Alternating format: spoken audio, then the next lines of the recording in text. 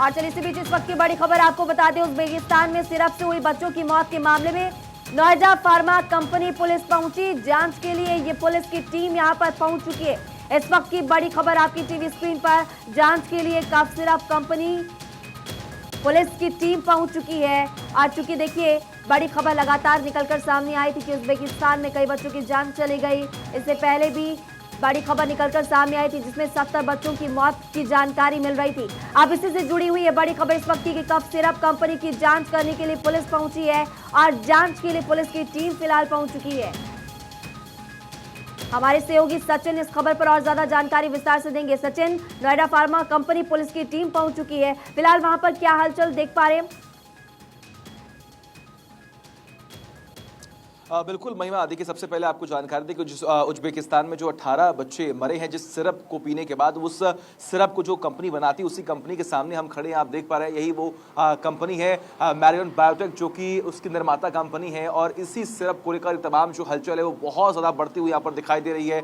Uzbekistan के स्वास्थ्य मंत्रालय की तरफ से तमाम जानकारी दी गई है। लेकिन आपको जानकारी दी कि यहाँ पर कुछ दिनों पहले दिल्ली पुलिस की भी एक टीम आई थी, लगभग 27 तारीख को, जो इनसे पूछताछ करके यहाँ से वापस गई थी। और आज भी जब हम यहाँ पर पहुंचे तो यहाँ पर यूपी पुलिस की एक टीम जो है वो मौके पर आई हुई थी, जो अंदर गई थी। हालांकि अंदर हमें प्रवेश नहीं मिल रहा है, वो साफ तौर पर हमें रोका जा रहा है। लेकिन बड़ी बात यहाँ पर यह है कि देखिए यूपी पुलिस की भी टीम अब एकदम एक्टिव मोड में आ गई है। टीम यहाँ पर पहुंची हुई थी पूछताछ करने के लिए। हालांकि जब टीम बाहर आई, आपको ये जानकारी दी कि 4 से 5 जो लोग जो पुलिसकर्मी थे वो साथ में थे। जब हमने उनसे पूछने की कोशिश की कि आखिर आप अंदर गए थे, आपने क्या पूछताछ की, कुछ इन्फॉर्मेशन आपको मिली है तो आप हमें बताएं, लेकिन उन्होंने साफ तौर पर इस बात का जिक्र किया कि हमारे विषय की बात नहीं है, हम कुछ भी इन्फॉर्मेशन नहीं दे सकते। लेकिन देखिए आप यही वो कंपनी है मैरियन बायोटेक है, जो कि अगर हम बात करें डॉक 1 मैक्स वो सिरप जो है वो बनाती है, जो कि उज्बेकिस्तान में सप्लाई की गई। और उज्बेकिस्तान में ही इस सिरप को पीने के बाद 18 बच्चे जो है वो उनकी मृत्यु हो गई। और उज्बेकिस्तान स्वास्थ्य मंत्रालय ने इस बात का जिक्र किया कि यही वो सिरप है,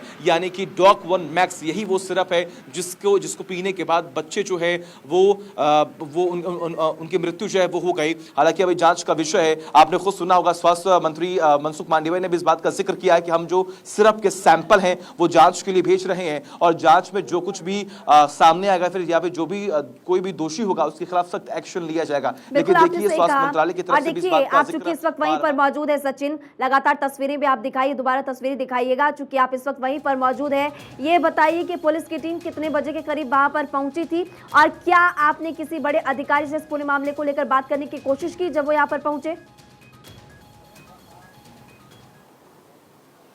बिल्कुल, आपको जानकारी दें कि लगभग 2:10 के आसपास यहाँ पर यूपी पुलिस की जो टीम है वो पहुंची हुई थी और लगभग 15 से 20 मिनट तक वो टीम अंदर रही है। देखिए यही वो गेट है जहां से पुलिस जो है वो पहुंची और अंदर जो है रिसेप्शन के पास जो है हम देख पा रहे थे उनको।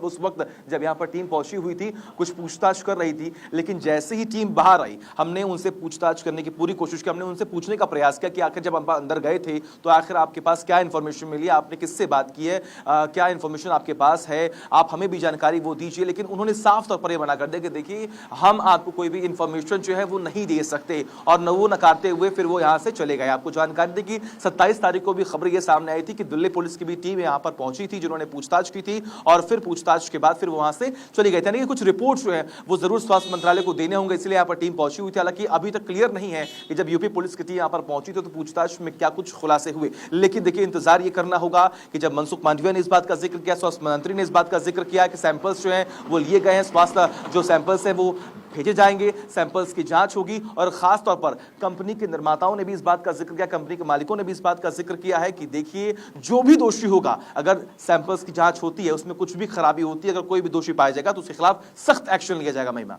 आपने बिल्कुल सही कहा। देखिए सचिन, लेकिन जब भी इस तरह के मामले सामने आते हैं तो हमने साफ तौर पर देखा कि सियासी बयानबाजी तेज हो जाती है। जयराम रमेश ने किस तरह से केंद्र सरकार पर निशाना साधा और वहीं बीजेपी ने अब पलटवार कर दिया है। इसको लेकर वार पलटवार का दौर भी लगातार तेज होता जा रहा है। सचिन,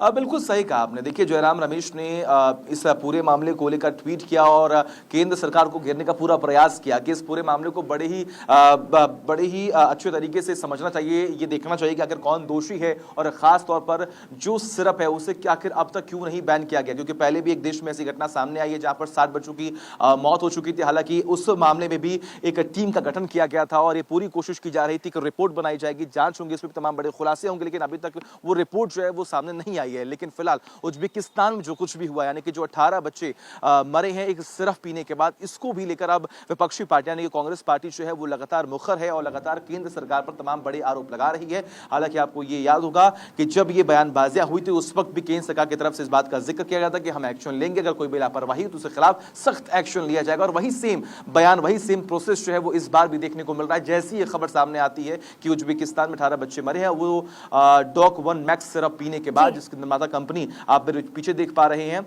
यही वो कंपनी है जो कि उस सिरप को बनाती है। अब इससे में अब देखना यहाँ पर यह होगा कि जब मनसुख मांडविया ने भी इस बात का जिक्र किया इन तमाम अफवाहों, केंद्रीय स्वास्थ्य मंत्री की तरफ से भी बयान निकलकर सामने आया। अब देखने वाली बात ये होगी, क्योंकि पुलिस की टीम यहाँ पर पहुंची थी, सैंपल्स लिए गए, आगे किस तरह से कार्रवाई होती, क्या होता है, देखने वाली बात। जानकारी देने के लिए बहुत बहुत शुक्रिया सचिन।